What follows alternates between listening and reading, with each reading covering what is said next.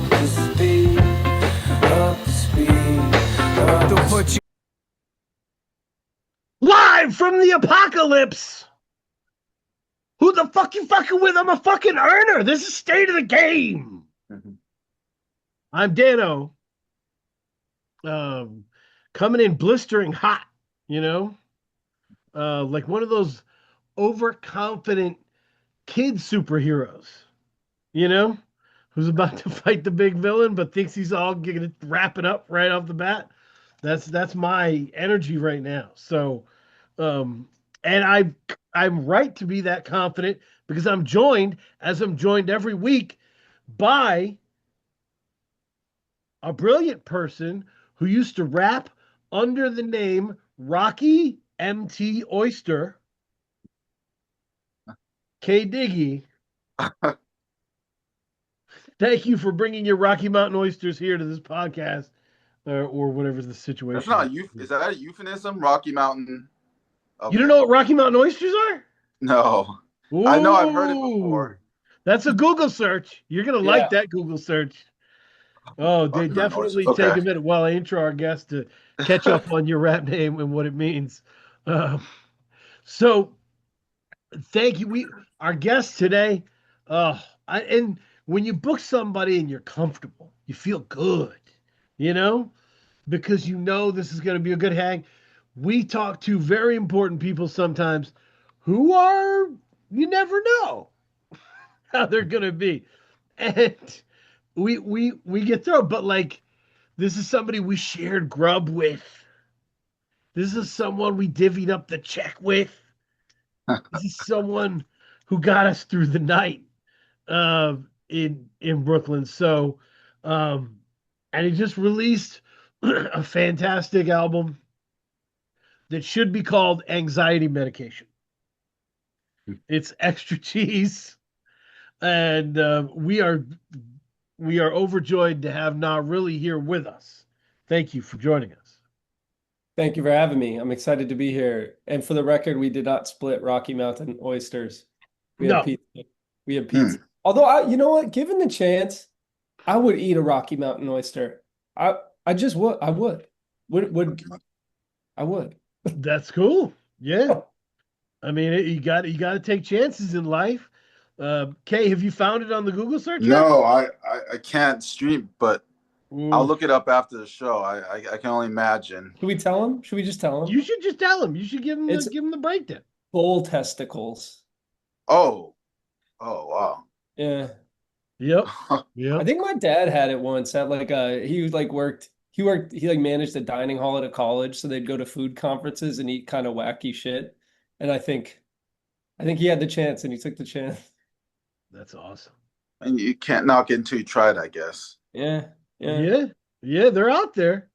The bull's testicles are out there if you're into them. But yeah, it's so yeah, we are here, and extra cheese is here, has been provided. It's one of those situations where it's so much better on its fifth listen than it is in the first. That's my experience of it. I like it better than Secret Pancake, which came out last year. You know, better producer. Producer last year, whack. No, just joking. NAHreally produces both of those. But no, this really did feel like, I don't know. I promise the intro is going to stop at some point. But where the magic here that we try and get everybody to understand is you're not trying to make music that perfectly fits into your era or your zeitgeist. What's going on right now? You're trying to be the most uncut of yourself. You're trying to get to the concentrate of you. And extra cheese feels like the most concentrated NAHreally shit that we've experienced. Thanks, man. I love to hear that. Yeah. I think it's very good. And shout out to Cam from Crate 808 said it's got to be top 5 of the year so far. I love to hear that too. That's Mm. great. I mean, considering everything we've had this year, that's pretty cool. Yeah, I love to hear that. And I mean, kind of like, what you said, I'm not trying to necessarily fit anything. This is my 10th release. And so I'm glad to hear it's the most me of the one, of the ones that have come Mm. before it. Because that's kind of the goal, right? Just like chipping away at Right. getting whatever my sound is to be that, to kind of lock into what I'm doing. Yep.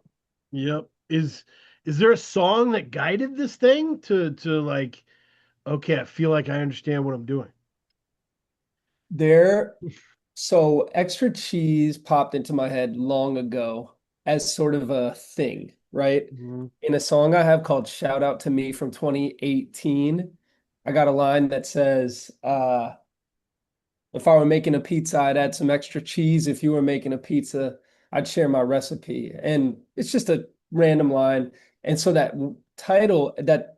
phrase, extra cheese, ended up becoming my quote unquote label for my self-released stuff. So if you look on like, tape 5, tape 4, a few other things, it says extra cheese is the label.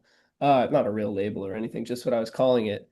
And the idea of calling it extra cheese kind of came up. I was actually talking to the expert, and we were talking about some of these tracks being a little sillier, maybe a little cheesier.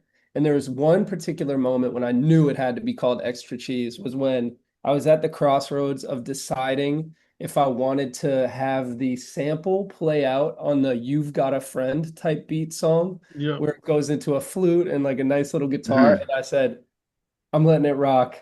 This is extra cheese. I'm letting the cheese flow. I am okay with being cheesy in multiple ways. Cheesy, silly, cheesy, earnest, cheesy, sincere, so on. So that was a key moment. I was like, if I'm gonna let this rock, let this sample play out, it's official. This has to be extra cheese.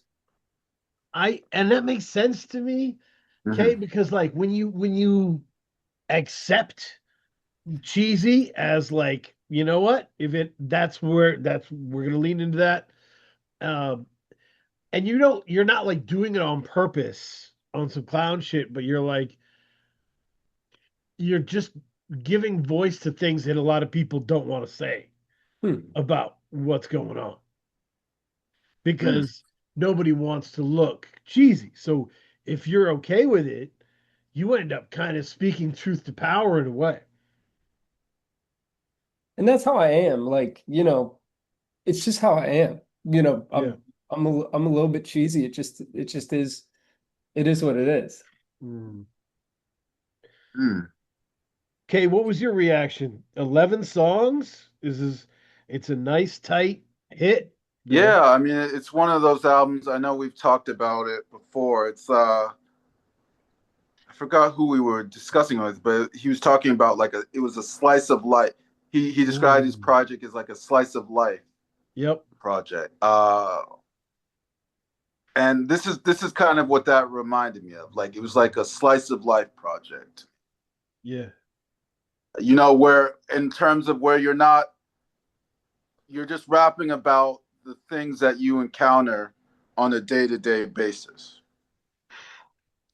And I mean it's refreshing. I found it very what are my notes? I have it. It reminds me of a Sunday afternoon. Just leisurely Oh. Sunday afternoon, just getting chores done. Oh Maybe man. go for a walk. It's like that, like a slice of life. My you what you clicked for me. My version of that is like if you wake up on Sunday and you're like, I'm gonna freak a crazy breakfast today. Like, Mm-hmm. fuck it. I'm chilling. Yeah, you wake up on but you need an album for that. You know what I mean? Yep. To really get that where you want to get that. You're breaking up the Absolutely. eggs for the Or French toast to a whatever you're great, doing, great Saturday morning, or a Saturday morning, you're going to Right. the farmer's market. It's like one of those types of projects to me. Yep. I'm Yeah, I proud. like that. I'm proud to hear that because I think, I don't know, way back someone was saying, what are some morning rap albums, right? And I Right. think I got a couple morning rap albums, ones that Yeah. can Yeah. be first thing, kind of set the day off. Mhm. I take pride in that for sure. Mhm. And it's interesting. Um, and I meant what I said in your intro. I think I, I I was really cracking it this week. Like, damn, this is like anxiety medication because and my wife was the first one to explain to me that I had anxiety. Um, I didn't know.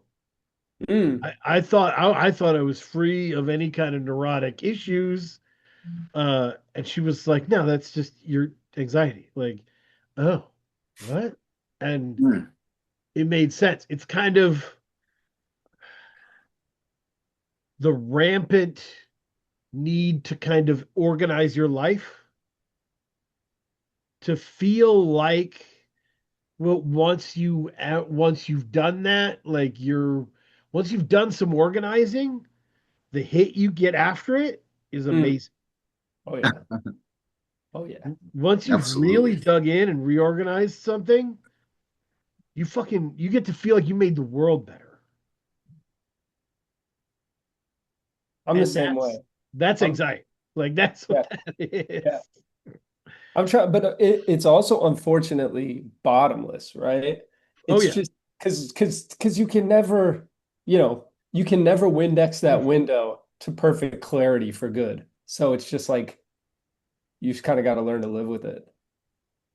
Yep. Yep. And a lot of it just felt like that. Like I need a hobby, right? It's very much like, where I got to do stuff, and like, and then there's some songs, I guess, kicking the pants. Maybe there's one on the backside too, where you kind of come undone thinking about all the weird shit going on in the world, and you are just like, that's anxiety spiraling.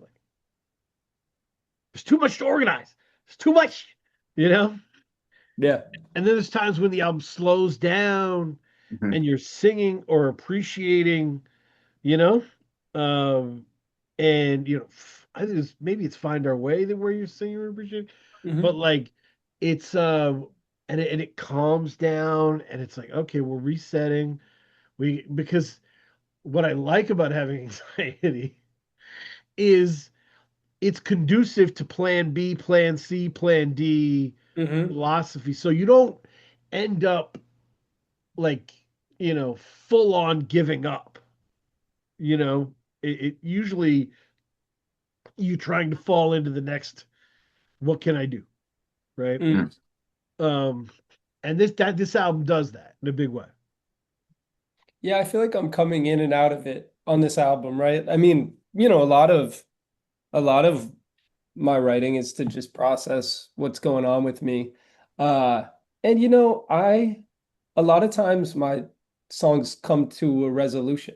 Uh, I know that's not always, there's a ton of writers who don't come to a resolution in their writing. Right. And actually, I think some of the best writers don't come to a resolution. You can't always tie it up with a bow. But me Mhm. personally, Mhm. I often do. And that's just kind of the style that I've fallen into. And so, yeah, it's interesting that you say, because there are moments of anxiety and there's songs about feeling that anxiety, but then there's also moments of processing it. I think on that song, Find a Way, I say I stay getting wrapped up in manufactured fuss. And Yeah. Right. that's kind Right. of it. That's yeah. Yeah. And I mean, I have to say, I think what you do is incredibly difficult, you know? And I think it's called like regular guy rap or whatever. People kind of refer to it like that.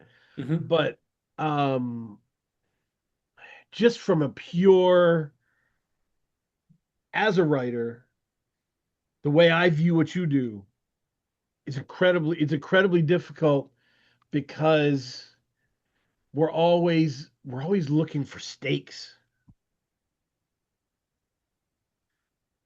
Think about how Kanye was always leveling up the stakes. It always felt like he was trying to drop an album, a world everybody had to hear. Hmm. It Mhm. was all on the line, you know? And you accept like kind of a low stake topic, which puts a lot of pressure on you as a writer and a performer to make it sing, like to make it important. Mm. Thanks, man. Yeah, I mean, you gotta land the plane. I mean, that's true about any writing, but I think it's particularly, especially if I'm going to try and resolve it, you gotta, you know, make it make sense, make it all fit together by the end of it. And I do think there's something too, and maybe we actually talked about this a while ago on a different episode. There's something too about reaching the universal through the very, very small, right? And Yeah. so you just think about one little thing that's a part of your life, and then you can extrapolate maybe your entire life, out of it. So it's just exciting to like find those things and just really like dig, dig, dig, dig, dig until you get to the Yeah. core of it. It's like when I was a kid, I remember being like, why the fuck would I ever want to listen to soft rock? Why would that ever be something I want? You know what I mean? Fuck that. And as I got older, I was like, soft rock's kind of the hardest shit to do well. Mm, Because you're not getting the big, crazy Tony Iommi like riffs, like some like Sabbath, right? You're mm, not getting these hard, heavy metal licks. You're not getting, big drums. The wall of sound, ooh thing. You're like sitting with it, and that means the lyrics better be good. The singing better be good. mm. So that's kind of how that, if that comparison makes sense.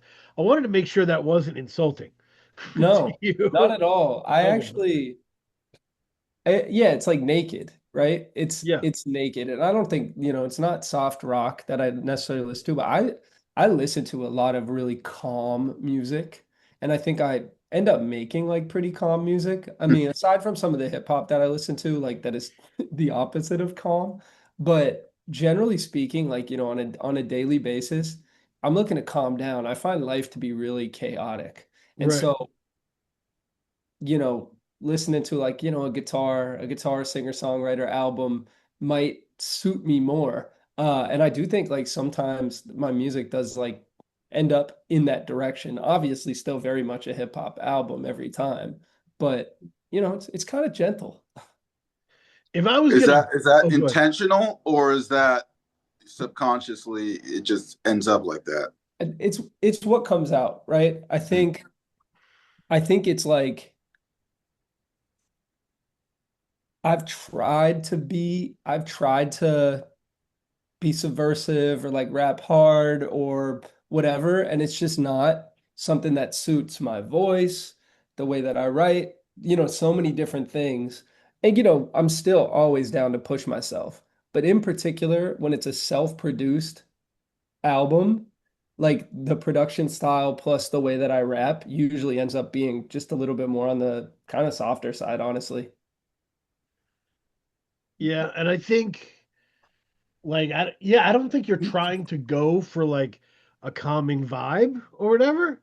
Um, I think it, I always hear it connected to my shit, just like in terms of anxiety seeks to cure itself.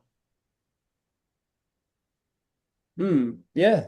I think It's a too, search like for the holy grail that you're never going to find or whatever, but like never coming. you're always on the search. You're always like, like whatever, Luffy at the end of the episode being like, I'm going to be king of the pirates. You're like, my son's like, when? That's, you're waiting on your anxiety to go away. I think too, like I think what I do, the way that I rap is actually pretty technical, like what's actually going on with Yep. the rapping and even with the delivery, but at the same time, it's just the way that it comes. I think, a lot of times, oh, sorry, I got a siren passing me. No, you're Uh, good.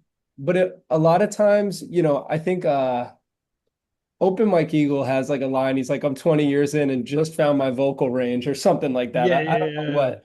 And it's just about figuring out like where you are and what you can deliver consistently. And so, like I said, this is my 10th release. So at this point, I kind of know how to record. I know my process. I know where to push, where to pull back and stuff like that. So yeah, it's like it's a little bit on purpose. And I'm pushing myself in other ways than being hard, I guess. And then as a writer, you have you have a vision people don't have. Like, um, and I appreciate that about you, you know. Um, I don't I don't ever have to worry about like wearing the same clothes other people are wearing. It's not gonna happen. Like I'm weird. And like you are you sit down to write and you say, my favorite number's umpteen. No Mm. one's gonna do that. There's not gonna be a bunch of umpteen songs dropping at the same time. Like the way you process things is just different. Yeah. And that goes back to the like becoming more and more yourself, right? Right. It's just a journey toward, chipping away at that block and getting to a point where you're just totally you. I wrote a little bit in the lyric booklet thing that I have for this album. It's like who I want to be, right? Like, Mhm. it's who I, aspire to be on a daily basis and whatever, like a certain kind of person, quick to crack a joke, whatever. And yeah, it's exciting to just continue to go down that path. But no, I appreciate you saying that. Like, I think if people spend enough time, no matter what, like everyone has a perspective. It's just a Mhm. matter of figuring out how to access it and hone it until it's just very clear that that person is sharing their own unique individual perspective. Hmm. Right. Right. It's weird. It's hard to describe, but you have to really be inspired to go deeper into yourself than you've ever been. And the weird part is, and I remember a creative writing teacher trying to explain this. Like they said, the more specific the detail is, the more that no one else can know what you're talking about, the more universal it feels. Hmm. Crazy. Yeah. It makes no sense on the surface of it, but we've all seen it happen. You know what I Yeah. mean? Yeah. I think yeah, no, 100%. And as long, there people talk about like that strategy in writing sometimes being like a little obvious, but I think when it's effective, it's huge. Right. Working to the universal from the specific.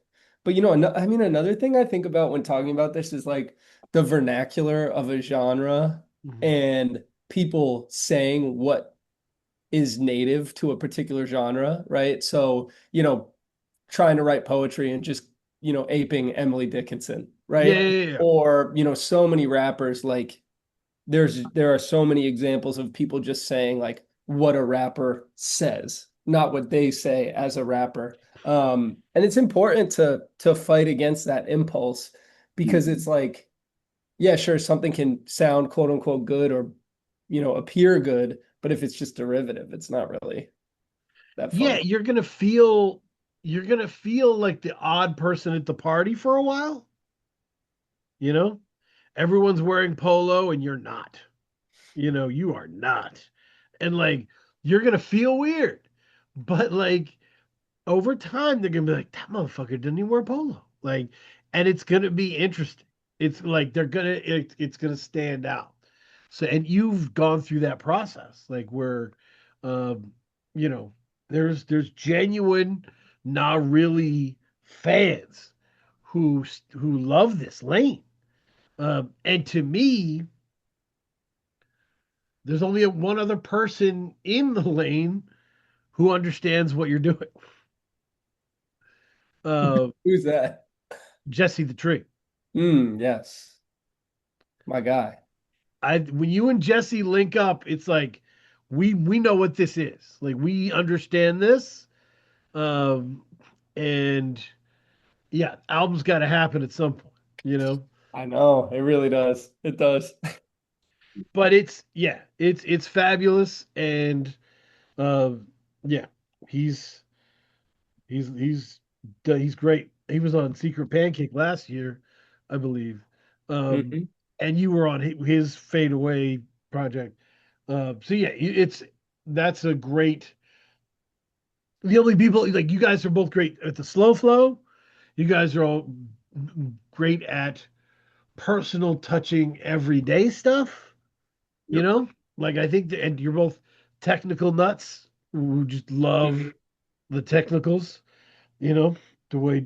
Yeah, I mean, shout out Jesse. He's one of my favorite. I mean, I love, we went on tour this past fall together and we've done a ton, I mean, dozens of, I don't know how many shows we've done together at this point, but one of my favorite people to watch live. And I've definitely Mm, said this before, but I don't really get jealous of other rappers live, but I do a little bit of Jesse because he's just so nice with it, so cool and casual. Mhm. Um, and yeah, he's just such a good writer. I mean, it's the best too, not even just Jesse, but just to like know all these MCs that I respect and like know right. them as friends and like people I really like know on a personal level. It's just, yeah, it's so tight to kind of be, part of like an artistic community, even though it spans multiple states, all kinds of different areas. So it's really tight. I'm with you. Yeah, it's great. And you've really been a part of it, throwing these shows in New York and elsewhere. You threw the RMPP thing and Hmm. got that together in Canada. So it's been when you do that stuff, your name rings. Your name rings Yeah. off. And So it's fun. I love it. I mean, I've been putting on shows since 2017. And I really like it. I love going to rap shows. I used to go to rap shows myself, and I just have really strong opinions on what makes a good one and how to run a good one. And Mhm. so, and I like to, kind of like lead putting those things together. And I mean, it was so tight. Me and Dunce Cap and Samurai Banana just went on tour around the Northeast, and like I love just putting on the local people and getting to know them and figuring out who's going to make sense on the bill, figuring out the order. Um, yeah, it's just something I've really, come to enjoy. It does come with stress because it's, the calendar shrinks as it comes up to it and you got to figure it out and communicate with people. But like, yeah, I just think there's so much talent right now, particularly in this like lane of hip hop that's going on. So it would be a real shame not to capitalize on it and also capitalize on it on behalf of everyone who's making great shit.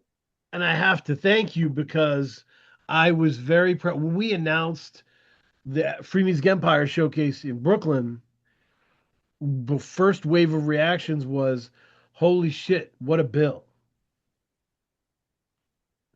We had like between the three of us built this kind of bulletproof experience, Yeah.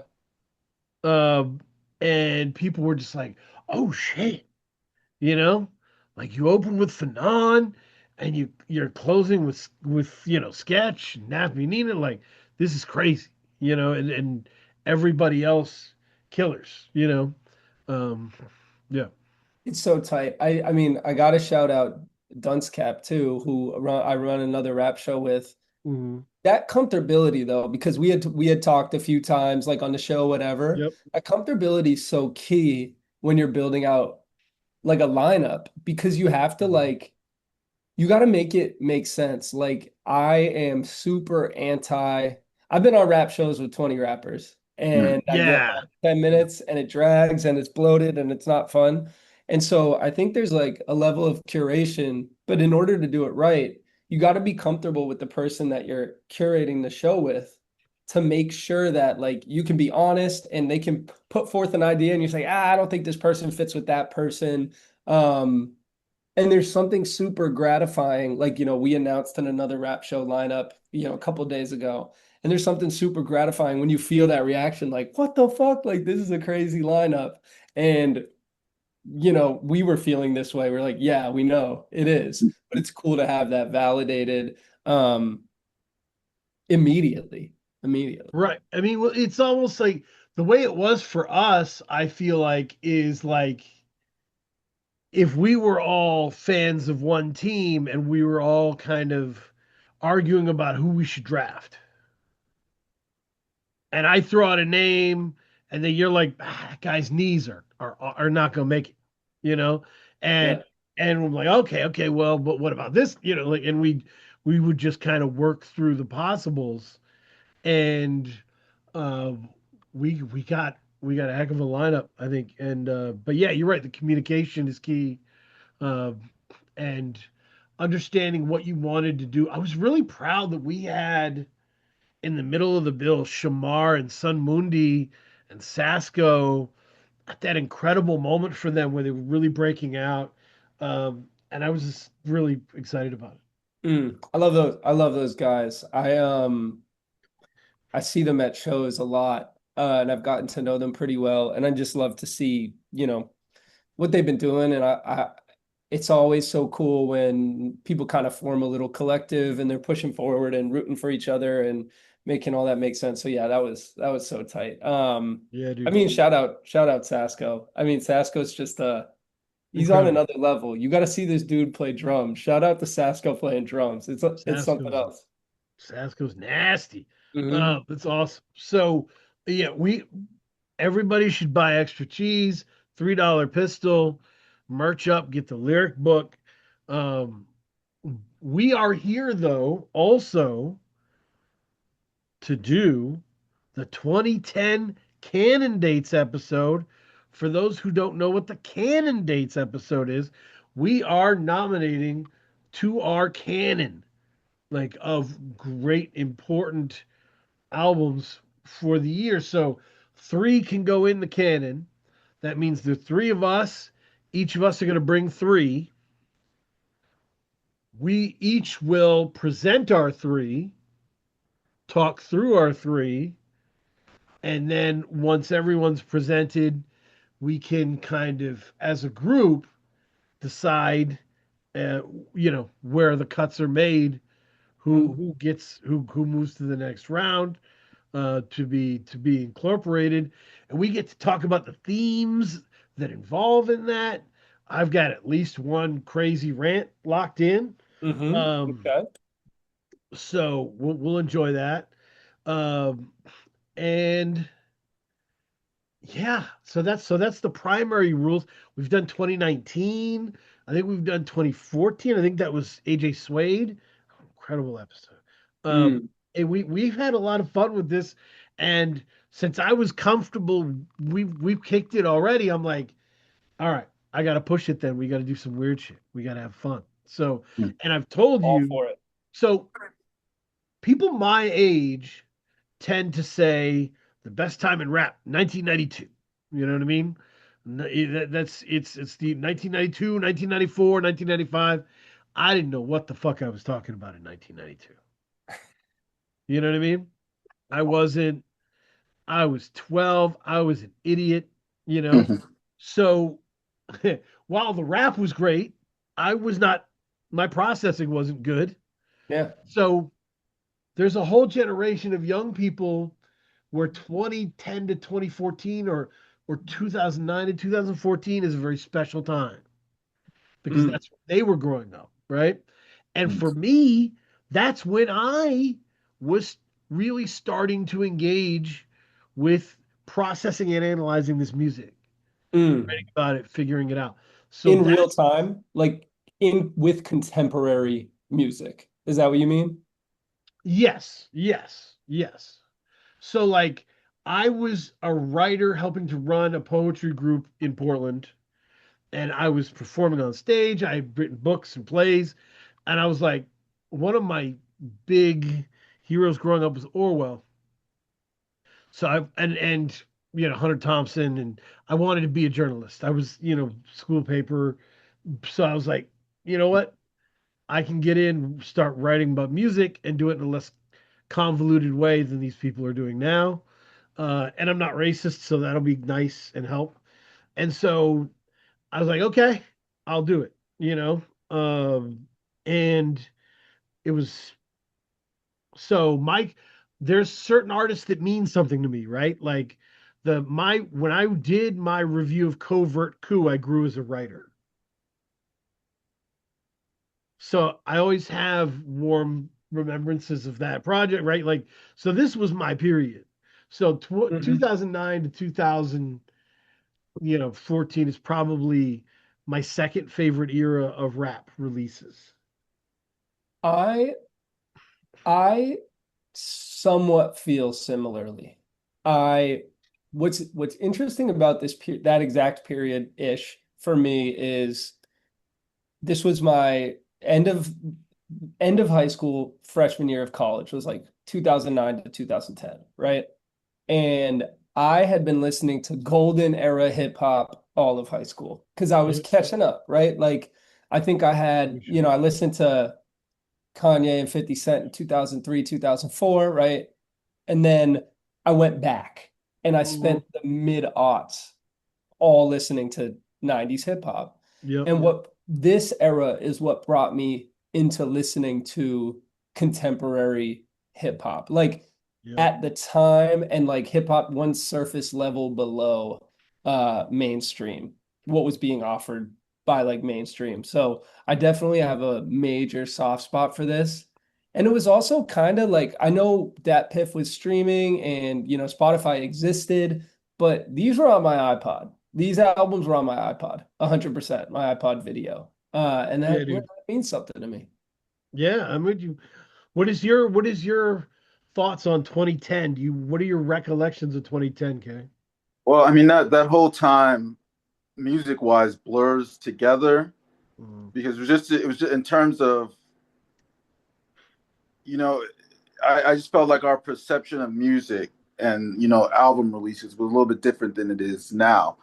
But when I was doing research for the project, for the podcast, to see all of the projects that came out in 2010, crazy, and particularly the names that were all released in one year, is kind of astounding to think about.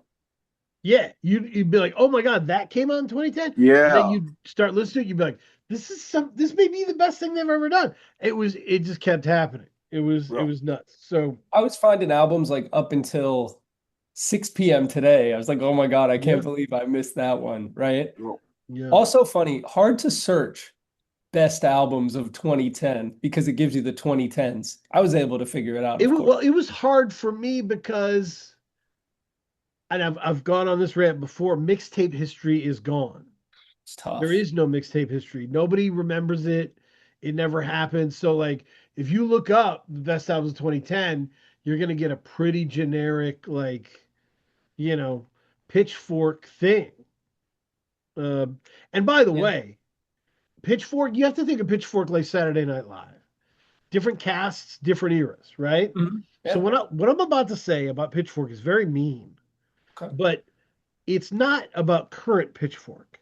There's a lot of good people at current Pitchfork. 2010 Pitchfork, if you look up best albums of 2010 on Pitchfork, that's the Black Quota era. They had rap on it, but they had a cap. They were going to get their surfer blood in. They were still like very convinced that like, we will give you a little bit of that, but our heart is with Waves and all this stuff. Spoon, indie rock. Right? All this stuff. We're not for that shit. So there was a little bit of a black quota, We'll give you Kanye, but we're not going crazy with it. And I was frustrated with it because I thought that what was happening in black music thumped what was happening outside. This was very much the American Apparel zip up hoodie era. Yep. And yeah, it's definitely, and I think though Pitchfork would eventually, kind of as a result of Chief Keef, shift away from what you're describing, from that like over indexing on indie rock because it was part of their history, or you know, indie rock, singer songwriter, folk, whatever you want to call it. Yeah. Um, and I think, you know, I've read, I don't have a strong opinion on it, but I've read that Pitchfork went too far the other direction, right? Of like anointing high art, certain like, you know, hip hop albums that maybe shouldn't have been anointed as high art. But you know, it's all the calibration. But yeah, this is probably about what, 3 or 4 years before Pitchfork kind of opened the floodgates. And I think Chief Keef was kind of the one of the figures that shifted that. Yeah. I mean, it was it was interesting, and there's a lot of themes. There's a lot going on. There's a lot going on. So I want to pass it to the guest here. Not really goes first. Nominates. Throw three on the board, man. I'm gonna give you three. I went all hip hop because kind of a flashpoint moment, right? Mhm. So the blog era and Dat Piff and the media fire era, right? Post Kazaa, post LimeWire, but still sharing files and giving it away for free in order to exist outside that ecosystem. Yep. That was happening, right? That raged against the major label machine. But then at the same time, we were also seeing Odd Future raging against the establishment of the blogs that were raging against the establishment of the Yes. labels, Yes. right? Yes. And so it's really interesting that at this point in time, there was like an institution that was fought back by another institution that then scrappy upstarts went at that middle institution. Yeah. And so I was just in such a rabbit hole, and it ended up having to be hip hop for me. So it's 3 hip hop albums. Uh, no Odd Future albums made it. Unfortunately, Lil B, Blue Flame, and Red Flame did not make it for me. But That those are like happens. huge Yeah. things that I was listening to. But my three, and they honestly feel a little bit chalk, except for one of them. Mhm. I'll just go in the order I have them written here. And this is the least chalk first. Currency, Pilot Talk. Okay. Oh, yeah. Kanye West, My Beautiful Dark Twisted Fantasy. I didn't want to pick it, but I couldn't not. You know, like, or it's not that I didn't want to pick it, it's that I was like, am I really gonna pick this this this piece of unanimity in the year 2010? Am I really gonna do it? And I just couldn't get away from it. And then third, this is one I came to later than 2010. I heard once in 2010, but I must name it is Marsburg for my Yeah. third. Yeah. I mean, those are heavy hitters. They're Those are heavy heavy hitting. hitters. Anything else you want to say about those three? Yeah. What was like? Let me ask. What was the criteria that you kind of used to evaluate? So I think, you know, it's so interesting. It's like when you do something like this, you want to reflect the broadness of your own take. So, like you mentioned, that Waves King of the Beach album, I wasn't really a big Arcade Fire fan, but I had a lot of friends who were, and that's like, you know, objectively a huge and good album. Right. Um, but you know what? My criteria kind of went out the window because I find these 3 albums to be just undeniable, right? Right. And so what I mean by that is like thinking about solid runs on the album, thinking about, and the only one I think is a little more personal preference is Pilot Talk. That's a personal favorite of mine. But Marsburg and My Beautiful Dark Twisted Fantasy, in so many ways, they are kind of perfect for what they are, right? And so I just found that those were undeniable. And then I couldn't, you know, ignore my heart and not include Pilot Talk. I hear you. No, there's when you're making a list, it's best to kind of start and say, "Oh, I got to have this one. I got to have this." One. And if that makes it easier because you like that's in your heart. You know what I mean? Mhm. Um, yeah. There's So only I, one of yours that I have a bone to pick with. hmm. Let, Uh, let me share. but Can I share a little but about some of the yeah, picks? yeah. So, all right. Currency Pilot Talk, insane production by Ski Beats. Mm, Mm-hmm. Bonus okay. points, Pilot Talk 2 that some people like more also came out in 2010. So Currency, shout out to Currency, our possibly original prolific king of the internet era. Um, Michael Knight, Michael Knight, incredible. Amazing. And that's on Pilot Talk too. Audio Dope 2 is my favorite song Yep. on that album. Crazy beat. And it's just, yeah, for me, this album kind of really propelled me into that album in particular propelled me into listening to contemporary hip hop. Just something about this album really did it for me. Kanye West, I'll say a little on it. This is part of the run where I think Kanye West has always been a mad scientist, right? And this is the part of the run where he was equal parts mad and scientist, right? So the earlier era, college dropout, late registration, graduation, that was a little more scientist than mad, right? He was tinkering 5 beats a day for like three summers, right? So he was tinkering. Then the run of albums, 808s and Heartbreaks, My Beautiful Dark Twisted Fantasy, Watch the Throne, Yeezus was the mad scientist era to me.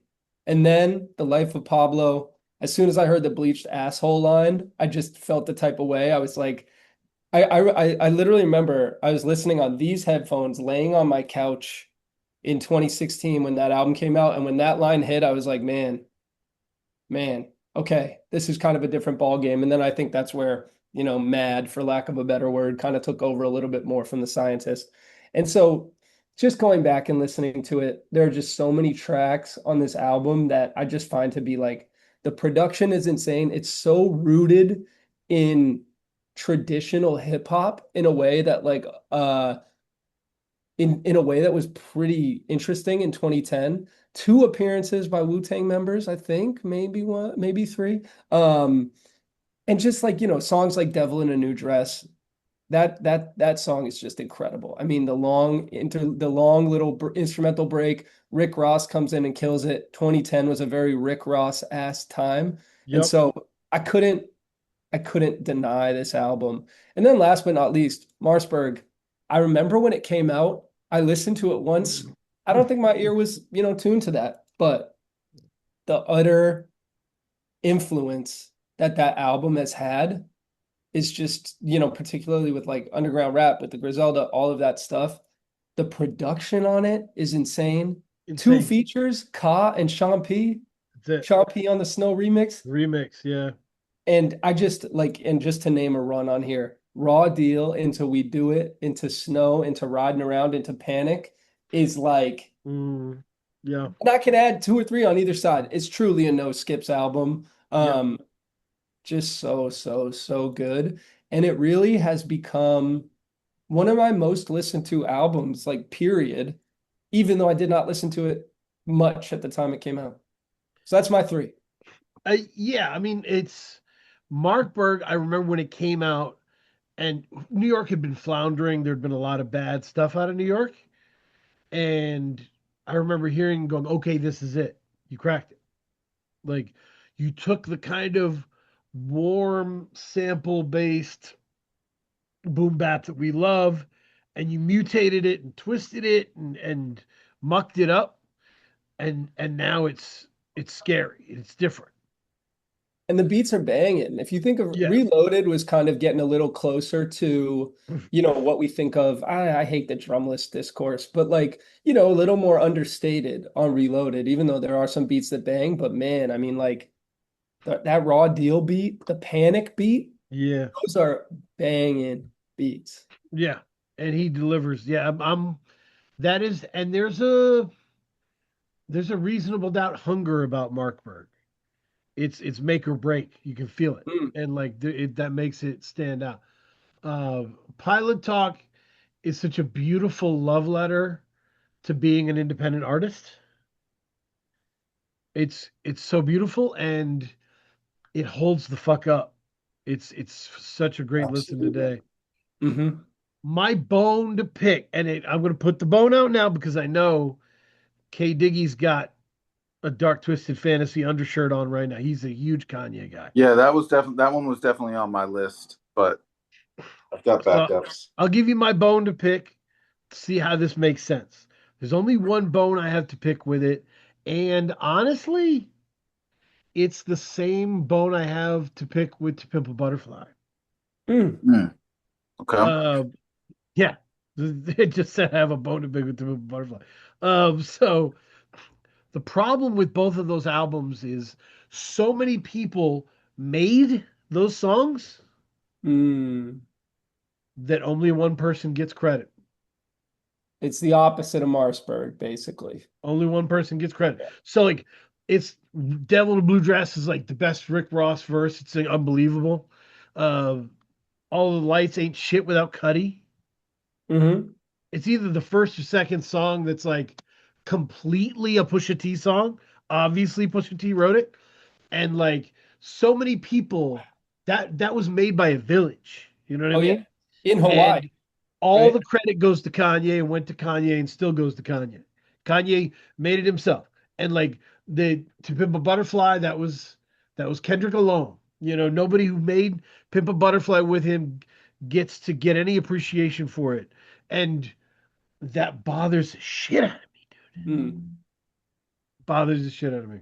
I think it's so. I mean, Hmm. there's such a mythology to the My Beautiful Dark Twisted Fantasy album, right? The story of Kanye falling asleep for 90 minutes only at a time in Hawaii, and they're playing legendary pickup games, and like, Kanye was kind of like masterminding it. I do think we've learned kind of a lot, and like maybe that has changed our opinion on it. But yeah, I mean, I take that. I take that bone. I take that bone to pick. I understand it. I also too, something I kept thinking about, and I'm never one to like say hip hop isn't a fine art. Like I think Rock Marciano is one of our finest language artists, Sure, maybe in the sure. history of the English language. Like some Mm. of the shit he rhymes, it has no business rhyming, and it's beautiful. The Kanye album though, his rapping is not even really like part of my calculus. Like there are some dud like lines. I think he's like pretty on point compared to some other moments for him still at that on that album. But it's an album. It's just a music album, Yeah. right? In a way. But I do understand what you're saying because you do need a lot of people to make an album like that. And it's got the ensemble cast. People appear and reappear, disappear. Um, so I get it, And but yeah, and and that's and what almost why I makes didn't it want to pick it. what makes it worse, because To Pimp a Butterfly, let me be clear, Kendrick's a private motherfucker. Kendrick does not like talking to y'all. If you see Kendrick in an interview, he hates it. He wants to go home. You know, he's that way. You know, um, and Kanye's not like that. Kanye loves a good interview. He did countless interviews and gave himself all the 140% of the credit, Yeah, yeah. time and time again. It's as if none of those people came to his island in the first place. And so, because of that, it was never even in consideration for me because I am a stubborn person that holds grudges. Hmm. I was like, maybe I'll nominate Man on the Moon too, huh? Just to get at you. But Uh, it's go. But see, that's where it comes down to like I considered similar angles to it, and then I hit play, and you got the Nicki Minaj reading the children's story, and then you got just a fucking classic hip yeah, hop beat coming in on that first yeah, track.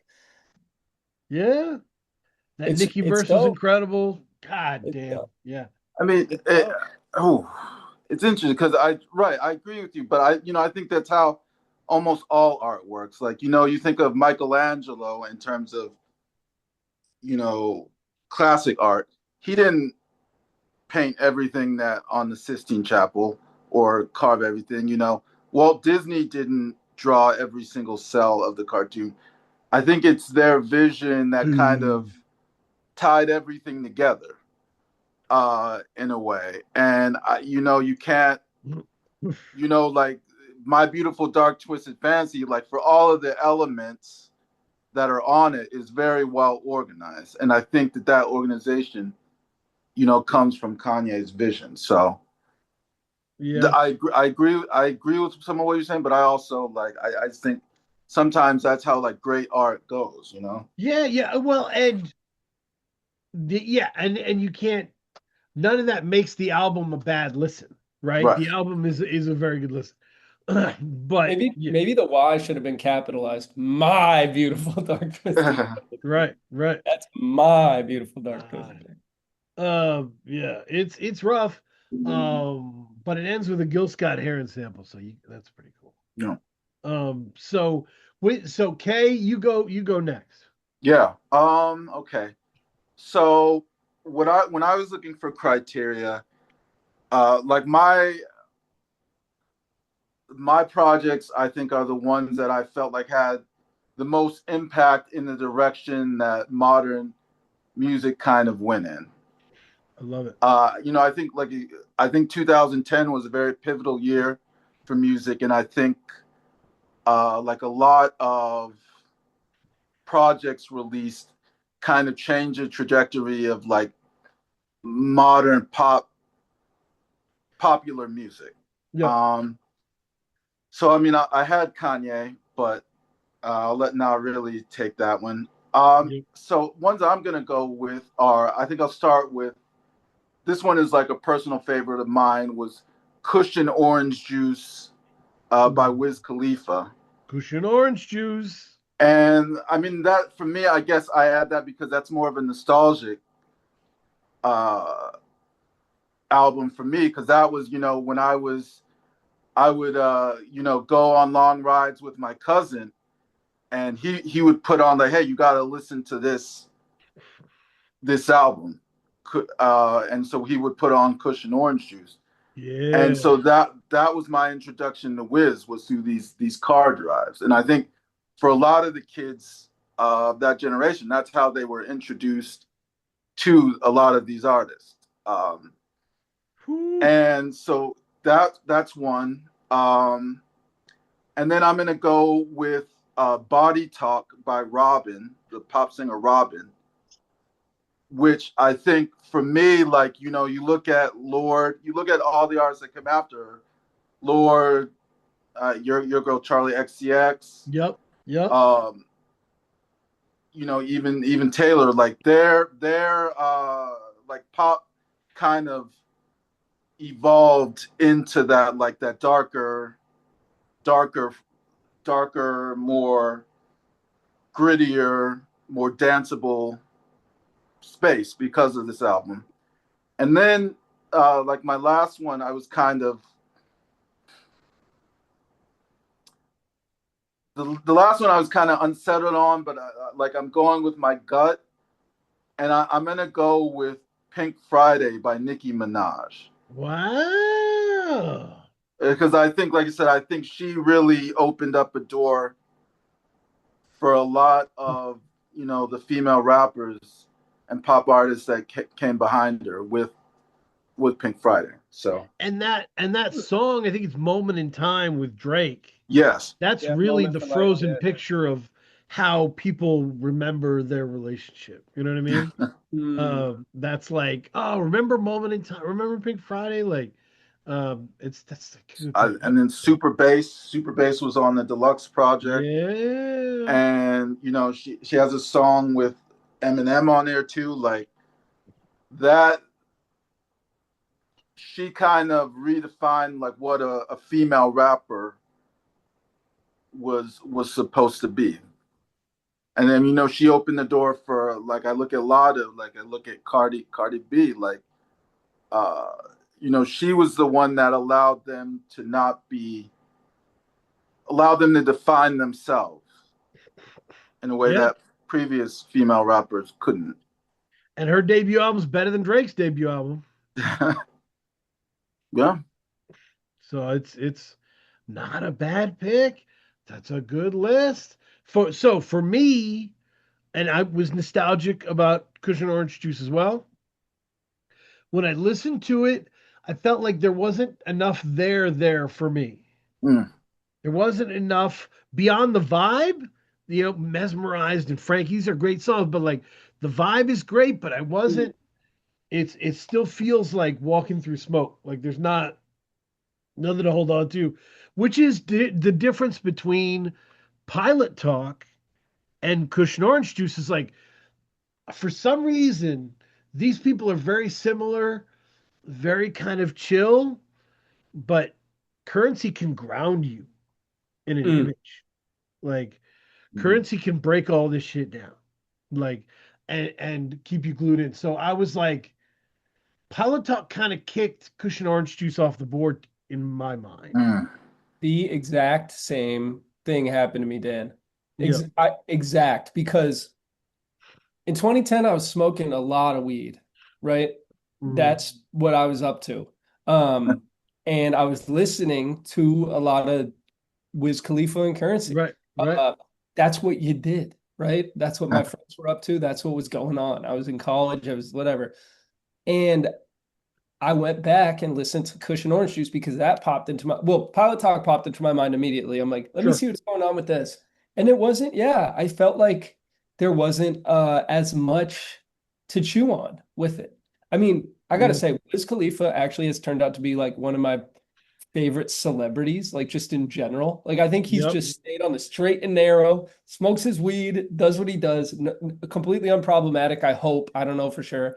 But I think Wiz Khalifa at that time, I don't know when like Burn After Rolling came out and all this other stuff. I think it was almost like a collection of things that made him so likable. Yeah. Well, Whereas like, and women break up with Wiz Khalifa and like miss him publicly.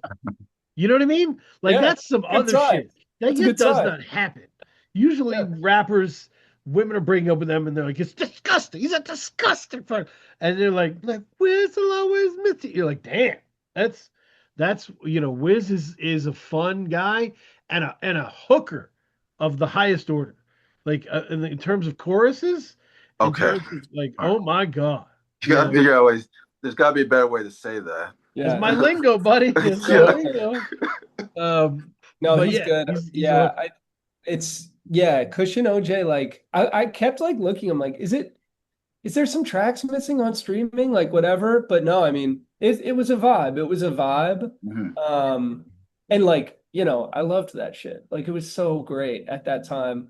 But I had the exact same situation as Dan. So I think it's a great pick, but I also was like, I think Pilot Talk edges it. Mhm. Now, I don't think Nicki Minaj has a classic album, as Pink Friday is the one that's most likely to be that. But there's still holes in it. I think she's bad at album construction. We've talked about this before. But I'm very proud of you for putting Robin Body Talk on the board. I wrestled with Robin Body Talk the whole Yep. week because dance music is not necessarily my thing. But Oh yeah. bro, Fembot is one of the most important songs I think in music. Like when Fembot comes on, I lose my shit. Mm. It's like she was dynamic. She was like, making everyone get off their seat and go nuts. But she also had themes. She could theme the shit out of a Yeah. song. She could make it an experience. She had a personality to her music that was very vivid. Absolutely. So Still Robin going. Body Talk is such a valuable entry here, and I thank you for it. And still crushing it right now. Oh yeah. And some of these songs have stood the test of time, which is a great, have really stood the test of time. I similarly, I'm not a big dance music person, but like, it's a testament that I recognize like 3 or 4 of these titles is like how Right, phenomenal of an album this right. is. She was dominating, bro. So I'm gonna go with my list, and I'll save my ranty stuff for the last entry. Um, Wait, 1 second. Okay, it was Cushion OJ, Pink Body Friday, Talk and Body then Talk. Pink Friday. One thing I'll say, I had so many friends. One of my best friends is a Drake fan and a, Young Money fan and was so into it. And so I definitely went along with it and just kind of like, always listen to stuff, Young whatever. Money. And then when Drake finally got just kind of like, pushed off the cliff is it now 2 years ago? I don't know.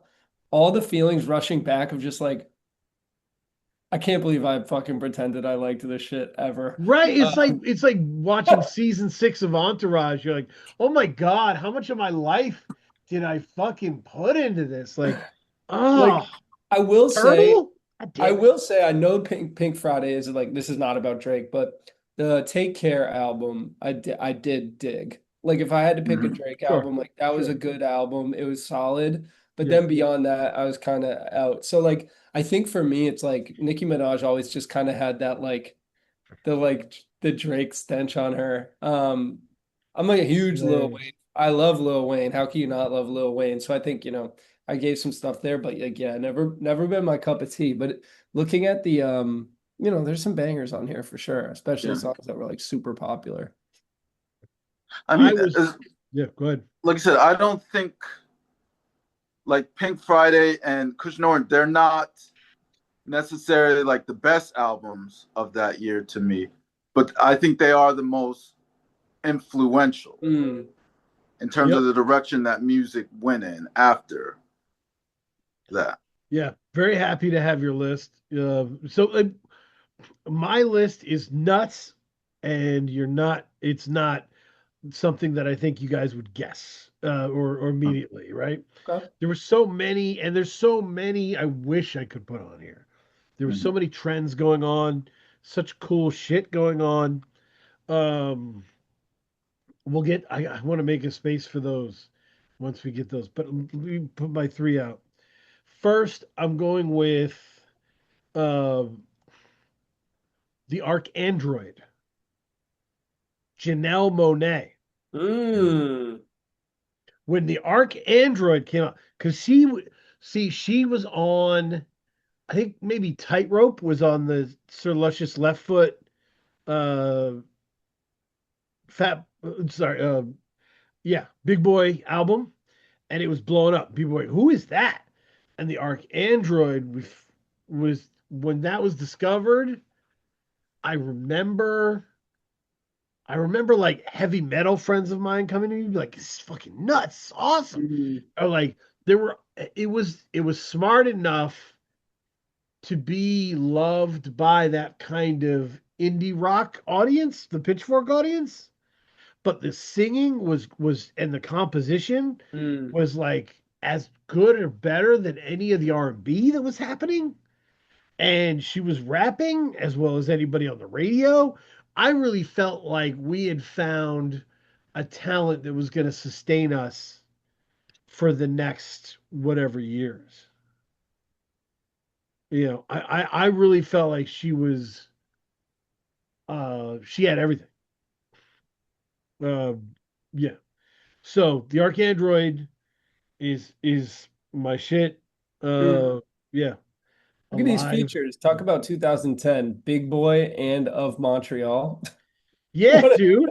Saul Yeah. Williams, shout out Saul Williams, timeless. But Big Boy and Of Montreal on the same album feels like there is one year on the history in the history of Earth that those two things could have happened. That's right. And The 2010 is it. Arcandroid is that meeting place of 2010. It's like it's 2010 in a bottle, you know? Um, it's great. And so yeah, the other one is so with you talked about the Rick Ross year, that it was a Rick Ross time. Mm-hmm. People will say, "Oh man, Teflon Don," because that came out in 2010. Mm-hmm. I pretend that I like that, and I'm like, okay, yeah, Teflon Don. Fuck Teflon Don. Teflon Don is watered down bullshit. Okay. Rick Ross existed in two spheres. He existed in the mixtape and the pop.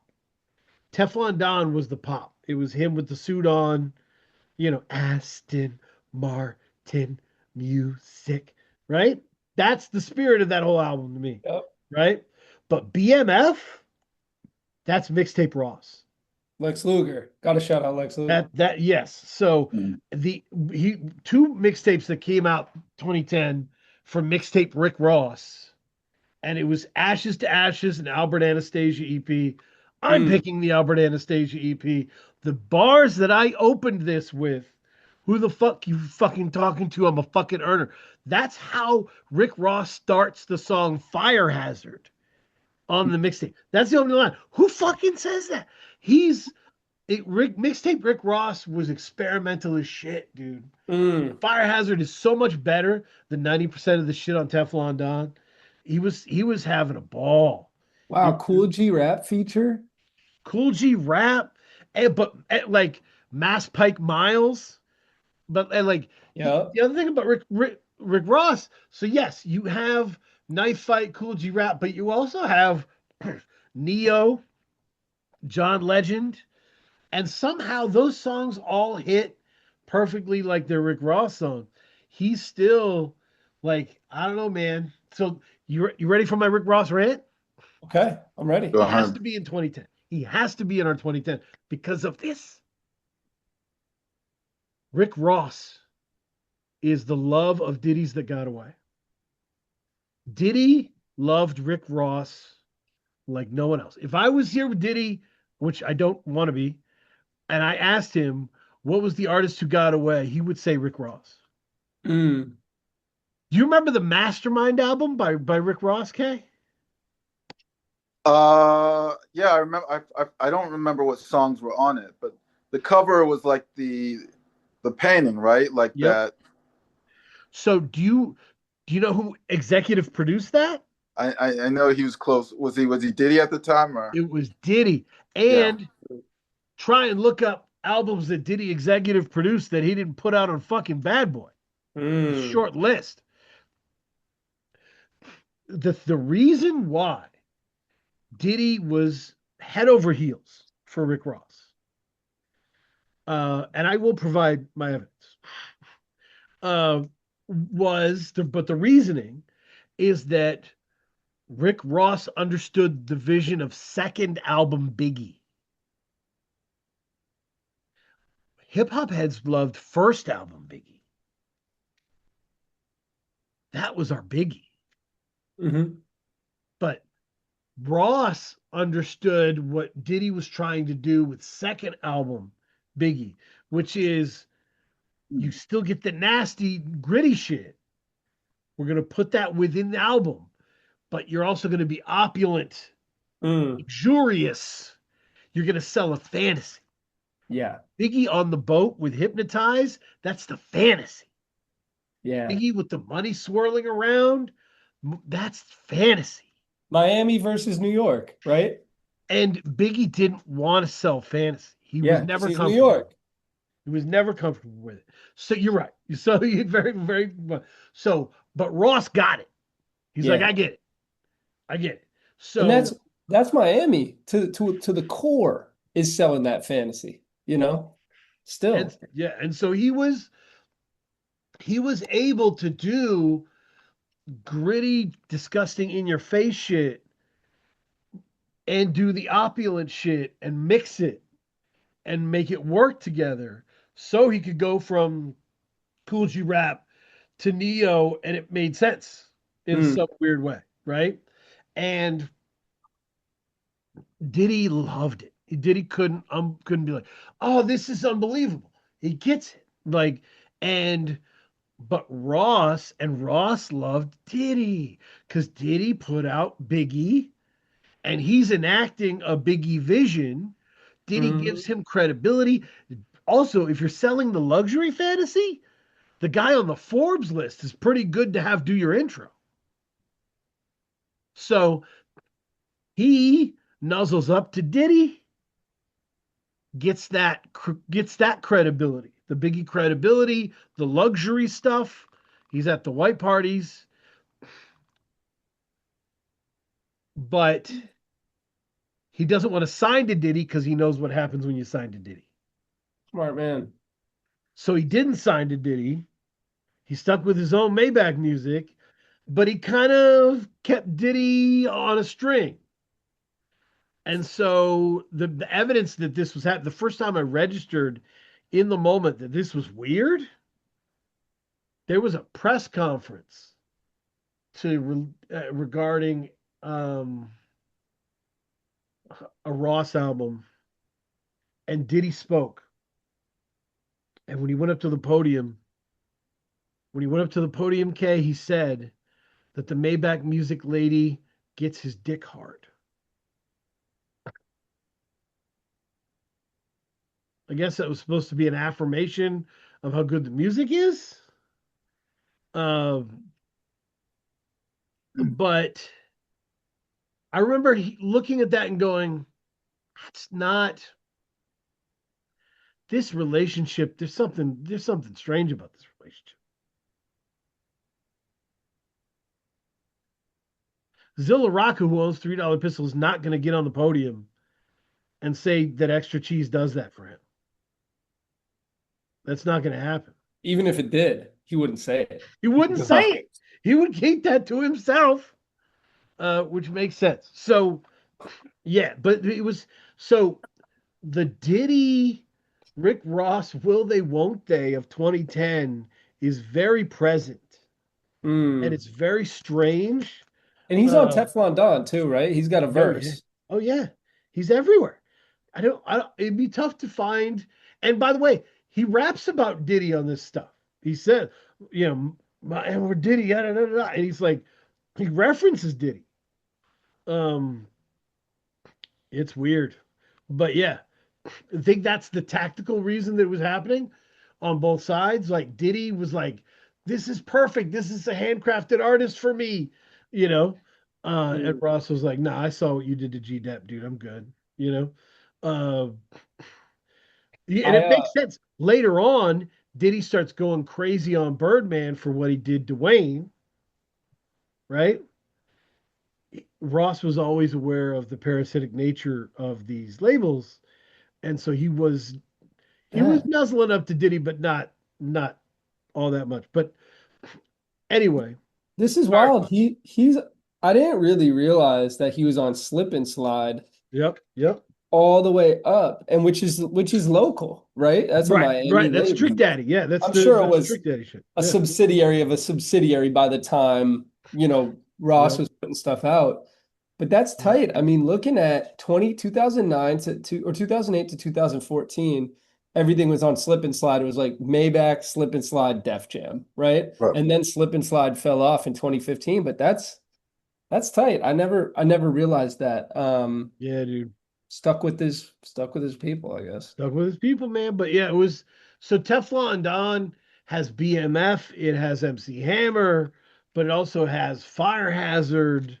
You know, it has such crazy shit. That nasty song with Mass Pike Miles that ends it is I listened to it so much today.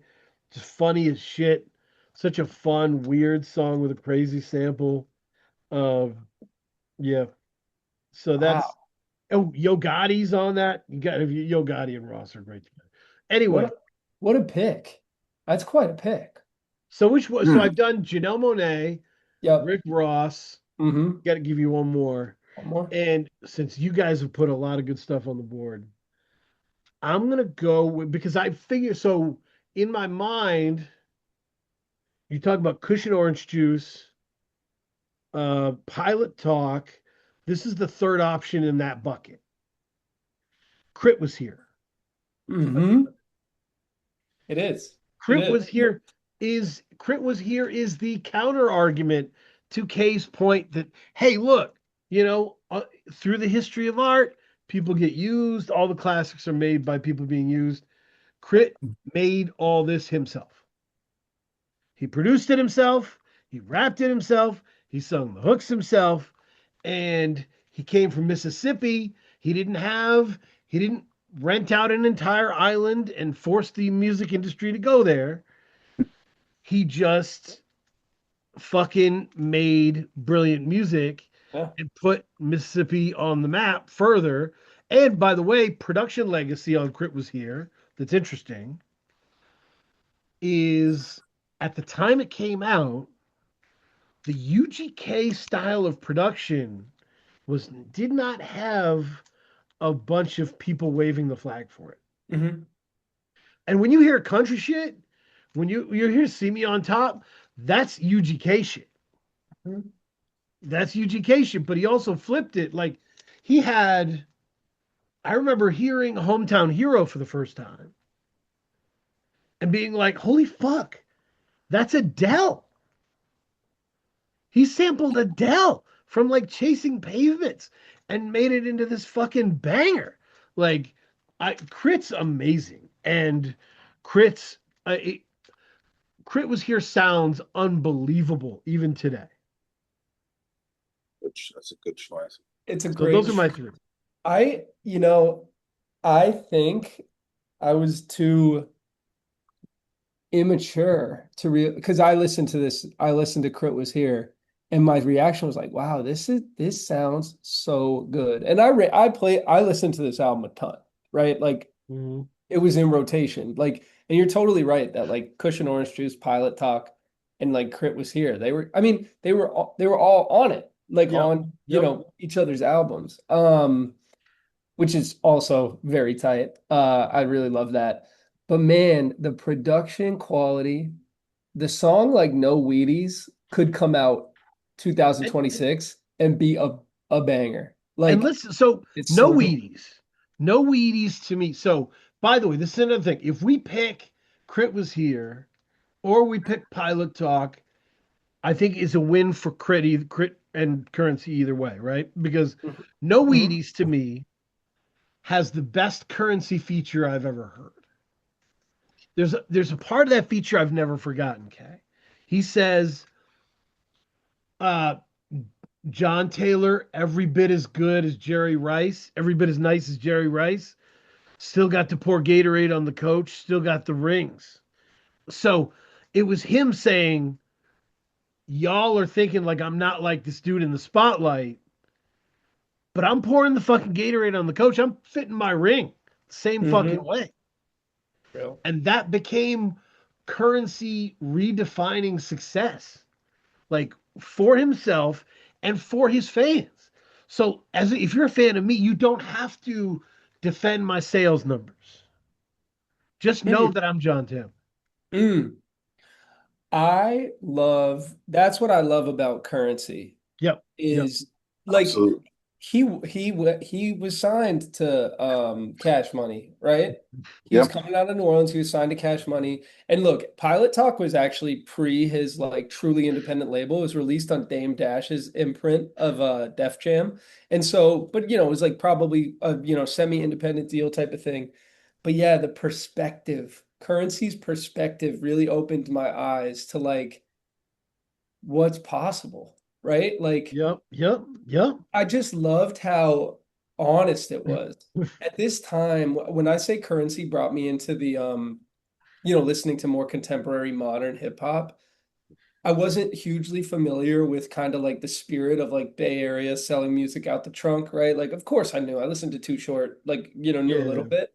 But for some reason, Currency contextualized that like independent hustle mentality to me. And Sure. I think Wiz Khalifa, I think like Wiz Khalifa has turned it into like not independent celebrity. Right. Dude's on Whereas, Fast and Furious soundtrack. Like it's yeah. fucking different. Yeah. And Big Crit, I think, is still, I actually looked, he put out an album in 2025. So he's probably still been grinding too. And Yeah. so Definitely. those guys like Currency and like Big Crit, like it's just so cool to me to be in your lane and focusing on your lane and just honing in on what you're doing in a way that like it's almost like not allowed in a Mhm. capitalistic society, right? And they're just kind of like, tunnel vision Yeah. focused on what they are. That's a great call out on that And line. I had a huge Crit memory from around this time, right? The place we used to work, Kay, had somebody in it who was a rapper. Mm. Yeah, they're in New York now, still rapping. They moved, but they used to work with us rapping. And I remember trying to put him on to different shit because I thought his tastes were a bit narrow. Um, Mm. and I played him Big Crit because he was saying Southern rappers are not good. That's what he was saying. Um, and when I played him Big Crit, do you know what he said? I never forgot it. Never forgot it. Well, He said, when I hear that, when I hear his voice, just sounds like ignorance to me. so he said it sounds like ignorance. That was very vivid to me because I was like, Crit is a smart dude, man. Yeah. These Oh So lyrics are yeah. thoughtful. smart. Like So he's thoughtful. there's Like, there's there's double entendres and implications and like Crit is a smart fucking dude. If you're hearing ignorance, what that means is you can't get past the accent. mm-hmm. And so in 2010, there were people still being like, all right, if I listen to Southern rap, it better be some snap music. It better be some Gucci Mane. It better be, Waka Flocka. Like, it better be on some goofy shit because, like, they're not real, right? Lyricists. So, like, Currency, Crit, we had somebody on the show. We had Starlito on the show around this time frame. Starlito is part of that redefining what a Southern artist is in the public sphere. Mhm. So, that's something that's very present in this to me as well. Yeah, buddy. And I'll And he tell you who I'm repped it. talking about when we get off air. Okay. So He repped it though too, which is tight. Like he was repping it and like really like that was kind of he was holding that banner. Yep. He's We just got so something to say. Yeah, he's like, yeah, Mississippi got something to say. Yeah. No, Can it's I good. name some honorable mentions I had? Yes, we got to get into the honorable mentions. We got to do that. So here's a few. Um, I said Lil B, Blue Flame, and Red Flame. I was a Lil B fan. I found it to be art, unlike some other people. Uh, Kendrick overly dedicated. Yep. Very good. Damn Very good. good. I had a moment where I got invited to see him in 2010, and I thought overly dedicated was good, not great, and I had something else to do apparently that felt important. And I caught Kendrick in 2011 in a small spot, and so I've seen him front row when he was on the rise, but I could have been 2010, and so I've always kind of regretted that. Um, I would go fast. Das Racist, Shut Up Dude was also 2010. Sit Down Man also. Mhm. Earl Sweatshirt, Earl. Oh, right, right. Tyler, I don't know if you can put that into the canon. Like I think what Odd Future did was Yeah. influential, but I don't know if all of it I'm just not putting it in the canon. Yeah, I'm Tyler not the sure how the Creator. music stands up. Yeah, yeah, yeah. Yeah, Let's I see. mean the rhyming and the technicality still Mhm. does on Earl. And like Tyler the Creator Bastard was December 25th, 2009. Um, Woo! that the like world building holds up, but the other stuff Yeah, so doesn't. there's some other stuff. Yeah. And then a couple other ones I just had Flockavelli. Oh yeah. Flockavelli. Crazy. Some I was great listening. yelling, some superb yelling. You got to think about Incredible. Flockavelli like a one-hit wonder band. Like he really hit Flockavelli hit, and it was never that good ever again. Yeah, but man, I mean, some of the tracks on this, like Hard in the Paint, No Hard in the paint. Hands, Oh Grove man. Street Party, Oh, Let's Do It. Come Oh, on. Oh, let you. let's Yeah. do it. Yeah, I mean, Insane. you know what it better like? It's like one of those punk bands that has like two great albums and nothing else. Yeah. Like that's Karma. Waka Flocka. Karma was tight. I mean, Lex Luger was all over this. Oh That yeah, like it talk was. about 2010. Um, Yeah, agreed. and then also you posted it and it reminded me of it, Dan. The Hybrid Danny Brown is a Woo! crazy album. A lot of people Tons. giving that love. I think there's like more than high single digits, maybe even double digits Quelle Chris beats on that, Yeah, dude. which are incredible beats. Um, so yeah, I mean, and that's just like I even have some other names here. It's just like 2010 was it was popping. There was a Oh lot yeah. Yeah, going on. I was to get into mine too. Like, Daptone Records was killing it back then. Mhm. Mhm.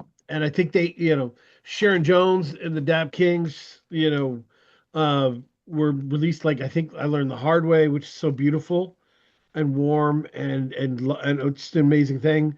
There were two that were really that I was at a hard time walking away from. Uh, okay, and I think you'll feel me on this. Um, because there was like we had new amazing shit going on, but we still also had classic, unbelievable, talented people coming back out of nowhere and dropping amazing shit, right? New America Part 2, Erica Badu, Erykah Badu. one of her best albums. But holy shit, dude, Soldier of Love by Sade. Oh yeah, Hmm. it's good. That's one of their best albums as a band. To think about you started releasing shit in the 80s and you're killing it in 2010. Like that's nuts. The other thing you were talking about, like prolific release, right? Like Currency, man, 2 Pilot Talks in 1 year. Uh, E40 Mm. starts doing that in 2010. In 2010, he releases Revenue Retrieving and he releases Day Shift and Night Shift. And it's him standing out on the corner, but it's like in the day or at night. And they're two totally different albums full of just crazy E40 slappers. I think that was at the point where his son, Drew P, was a great producer. So he would just be like creating bangers at the house. Yeah, why And he not? would invite Rick Rock over and invite fucking Snoop come through. We got beats, like, you know what I mean? And like he just started making this factory, at his own house, and just cranking them out. So everyone's like, what? But it was working. Um, so there was that stuff that was beautiful. Kay, you had anything else that you were like, Yeah, I you're mean, missing? my other two suggestions, it's funny that they're pop oriented. I think Speak Now from Taylor Swift is my favorite album from her. And then this wasn't necessarily my favorite album, but as I said, I was looking for things that I felt had influence. I think Lana by Lana Del Rey. Oh wow. Hmm. I think that those, like, I look at Robin and then I look at, I'm sorry, Yeah, Body Talk, yeah, and then I look at Lana, and those those albums changed the direction that pop went in. yeah, Very true. So yeah. I'm with you. Lana Del Um, Rey, yeah. self-titled 2010. Damn. yeah, Damn. So is there any album that feels unanimous, that feels like we're all cool with it? Doesn't seem like it.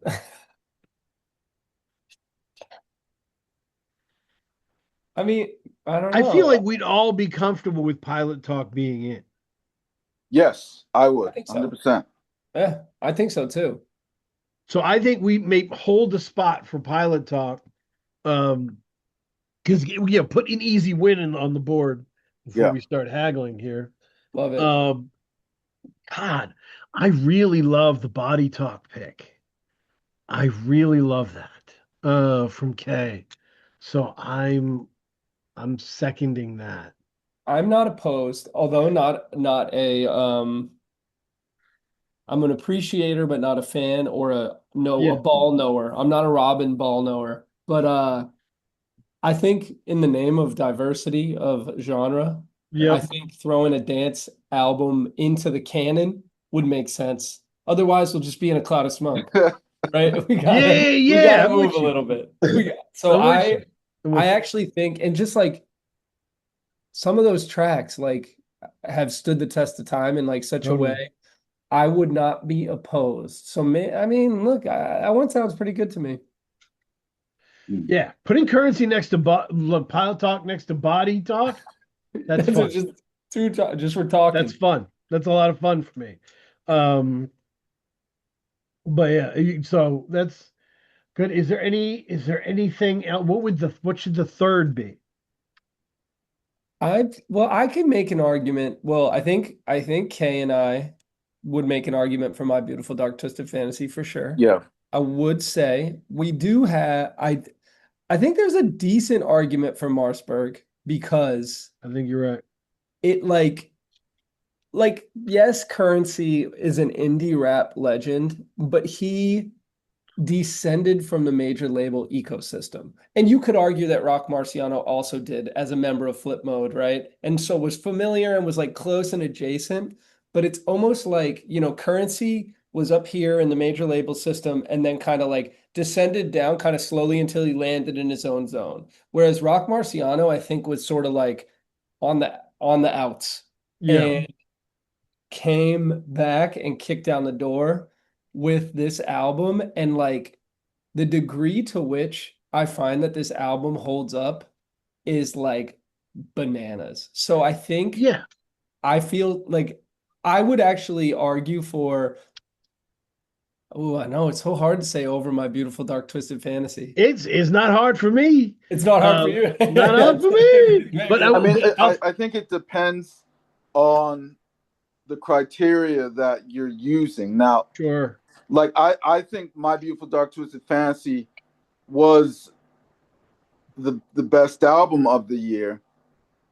But what I'll say is I wonder how influential it was. Right, No one could right, do it. Who could like Right, yeah, who could even dare to try, right? right. It's right, like it's like, but what it ends up being, Kay, is a yearbook.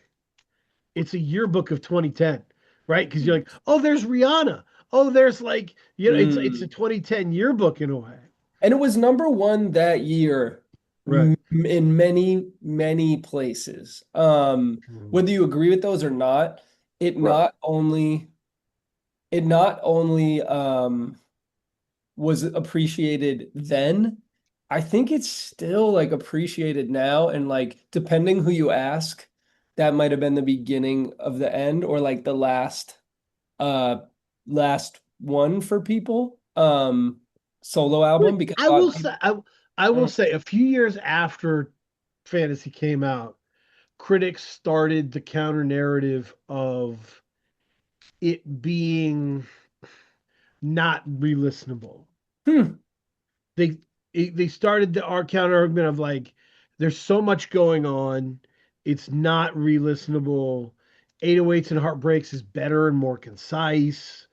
They really started that devaluation of it a little bit, and it was kind of necessary because it was so at the top of like, I can't believe you did this, that they had to kind of take it down a little bit. But and and I get that because like if you look at the runtime of some of these songs, yeah, like dude. yo, Runaway is like 9 minutes and like yeah, that like vocoder guitar solo part is Yeah. like fucking tight, but also at the same time, I don't know. I like but I loved this album. I felt it was undeniable. Yes.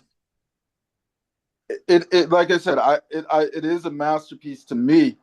But in terms of influence, like I know that we've talked with multiple artists, and they've Yeah, all independently have mentioned Rock Mark Bird, Marciano this Mark Bird. project. And the thing, what it fulfills. Oh, sorry, Cade. Sorry, cut you off. Yeah, yeah, no, I mean, and I just think that influence can't be understated to me. The reason I would go with Mark Berg, right, is, what I said about Crit. You remember what I said about Crit of like, it's not an island of people, Yeah, yeah, it's yeah. just him, and he's Yeah. putting on like, that applies to Mark Berg. He Mm. was just it was just him, right? And it's the power of his individual ability to pick himself up, and that was hella influential because there were people out there like, okay, so I could be down and out and put it together myself. I don't have to wait for good luck. I can make good luck. And I think in a way too, like I don't know what the budgets were for Crit Was Here, Pilot Talk, and Cushion OJ, but there were resources, right? Those Yeah, guys were yeah. popping. And and that shit sounds like $1 million, right? Whereas Marsburg sounds like a dusty bin of records, right? Yeah. In the best way. And so I think it's like we're kind of talking about two sides of the same coin in this like pivotal year for like, whether you're going in the major label ecosystem or deciding to go it alone and use the internet to distribute your stuff. Um, Mm. I think that like they're two sides of the same coin at a really extremely pivotal moment in kind of like the history of hip hop on the internet. The other thing I have to admit, Good Kay, point. Great point. I have to submit to the jury, is that Crit Was Here is a greatest hits album. It is? So when I was going crazy for Crit, when Crit Was Here, I was like, what else did he make? And I found a jillion mixtapes that he had made before this, and these songs were peppered in. See Me on Top. They were like, he basically took all his best previous stuff with some new stuff and made a super powered, like, the world's gonna see this tape. Nothing wrong Mm, with that. nothing wrong with it. That's awesome. The mixtape.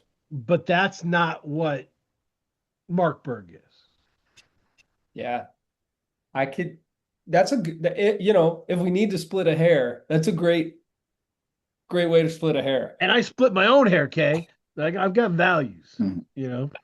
I think, yo, that's really tight. And like very clearly, like Crit Was Here is a mixtape. Like I don't think it was Yeah. ever described as a studio album, even at the time. Whereas like Pilot Talk was very clearly like, and in a lot of ways, it was sort of like, okay, I'm doing the album with a capital A right here. Yep. And he like absconded to the woods in New York, Yep. you know, and like recorded. Yeah. Yeah, dude, I'm with you. Life Under the Scope was a hell of a song. Oh man. Hell of a song. Yeah. So, Kay, if we went with Body Talk, Pilot Talk, Mark Talk, would you be comfortable with that, or would you be like, Yeah. oh, I mean, bullshit? I think of the ones we suggested, yeah. I think I all of appreciate those were influential and kind of changed the direction of the genre, not necessarily change it, or contributed to the direction that the genre is in right now in 2026. And it's important that women were in this discussion, right? Like Mm-hmm. women were pivotal in music in 2010, in a Absolutely. major way. And if your list is all dudes, it's not accurate. Yeah. So yeah, and I appreciate that. I appreciate you guys. I think this is a good group, right? We've got dance music and the kind of future of dance music. We've got the redefinition of Southern rap and mixtape culture and being prolific, and we've got New York and bringing New York back. So that's kind of a cool spread. We did not. I just want to note, you know, as you look at the lists, it was so much indie rock and like, you know, Oh yeah. singer-songwriter stuff on these Yeah. lists. And, you know, two albums that stood out to me was like King of the Beach Waves. I really liked, and then Arcade Fire Suburbs, just because I understand the impact of it. Mm. But it's interesting that I don't even think they really played a role. And like none of us dislike that music, but it No, didn't. I don't know. Was it a dime a dozen in well, 2010? let me give you an example. Let me give you an example of that and what I think happens, right? So I was thinking, oh shit, Black Keys Brothers, Mm-hmm. right? That album Good. was huge. It's beloved. I went back and re-listened to it, and I was like, man, once you get past the first three songs, these are cool. Like it's good, great, but it's not, no one's like, man, I need to hear a 10 Cent Pistol. Like the deep cuts are so deep, they don't really cut. So like you really just need the first three songs. And that's what some of that indie rock stuff, it just didn't have the levels. Didn't stick to your rib, Didn't right? It stick to like, your ribs like the yeah. other, like the stuff we're describing. And like Robin is not hip hop, right? But like No. that shit sticks to your ribs. Uh, it wasn't, it was fine. It was cool, you know. But that's the kind of stuff that, you know, uh the end of year lists would be loaded with. And we couldn't get any of our stuff, looked at. So Mm. anyway, I appreciate you guys having this fabulous discussion. I appreciate you guys wearing the same shirt. I thought that was a lovely touch. Great Incredible. minds think alike. So Didn't even that's the notice. little things that separate us, man. So, and let's go to recommendation corner here for a bit and talk about some music. Uh, you know what? I always start off. Not really. Start me off. What do you listen to, man? I'll go. Can I do music, one book, one TV Yeah, do show? what you do. Do what you All do. right. There's no rules here. Music, an album that really, speaking of sticking to my ribs, last year was this album by a band. It's kind of a guy, I think. It's like his project. It's called Insecure Men, and the album's called A Man for All Seasons. Uh, Came out on, I think, Fat Possum. Such a good album. Wide variety of rock stylings from this guy. He's a British dude. Highly, highly, highly recommend. really, really fucking good. Insecure Men, A Man for All Seasons. I made a joke. It's the FUBU of music for a guy like me. There you go. Insecure Men. That's awesome. I'm not that insecure. I'm just kidding. I like it. I also just finished reading Parable of the Sower. Really Oh dope. shit. Octavia Butler. I Butler, just yeah. and I Okay. immediately went to the next book because it's kind of like a pair with Parable of the Talents. So I never tapped in with Octavia Butler. I finally am, and I'm really glad I did. So definitely recommend that. And yo, I gotta say, this show is huge and hugely popular, but I've been watching The Pit, and look, Ooh. I'm not like gummed up emotionally so bad that I'm like not completely in like I'm not numb, but this show will make me like cry twice a show. It's just so real. It's like so visceral. I'm not grossed out by the gore. I'm not grossed out by the blood. It really doesn't bother me. I can eat watching The Pit, so I don't know what that says Mhm. about me. But something about it and like that atmosphere, it's like kind of like I get emotional at these moments that happen in it because it's so real, visceral. Yeah, that's awesome. I have not checked it out yet. Yeah, Um, I want that's been on my list for a while.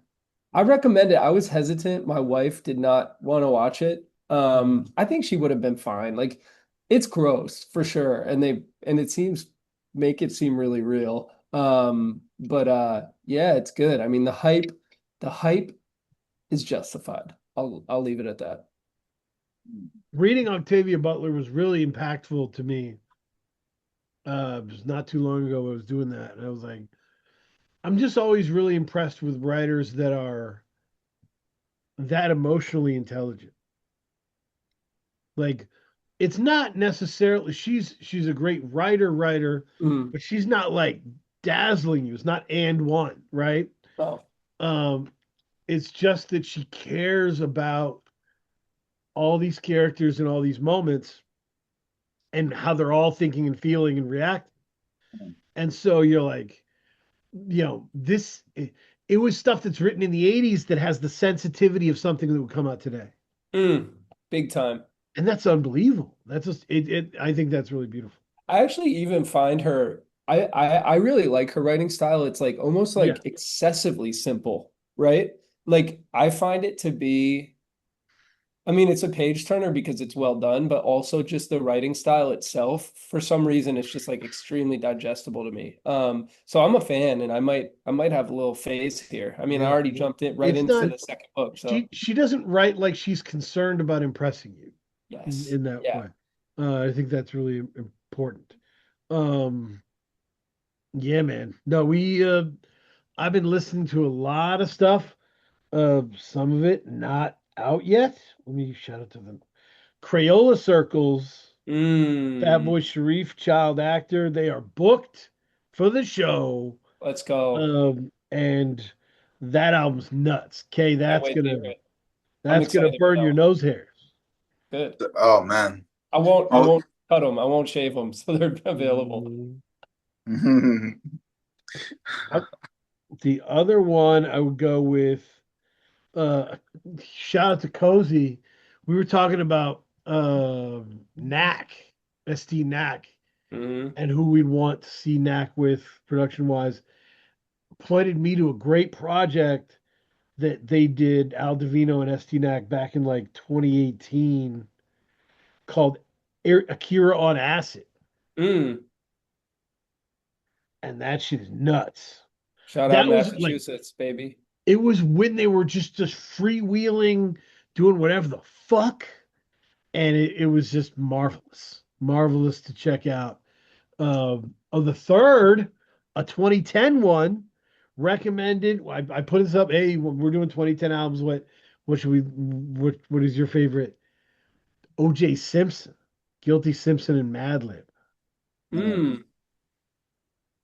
and that shit is beautiful Okay. because Madlib's is at his peak, crazy, badass. Every beat is a new journey thing, and Guilty Simpson is just locked in. Crazy. Like He's just a rapper. Just a right. fucking rapper. If you ever did like one of those angel devil songs where you're like trying to the the bad voice is trying to lead you somewhere, Guilty Simpson would be a great bad voice for that You know, song. it's funny you mentioned another 2010 album we didn't bring up. Unapologetic Art Rap, Yes, the I Open love it Mike Eagle though. album. It's a great album. It's just not it's not there with the stuff we were talking about. Yeah. But man, I wasn't listening then. I was listening to Pissy Transmissions. Like, this is so fucking good. So good. Yeah. So put it in the overly dedicated bucket Yeah, of like, agreed. this is Agreed. great, but Honorable mention. better stuff's coming, you know? Kay, what have you been rocking with?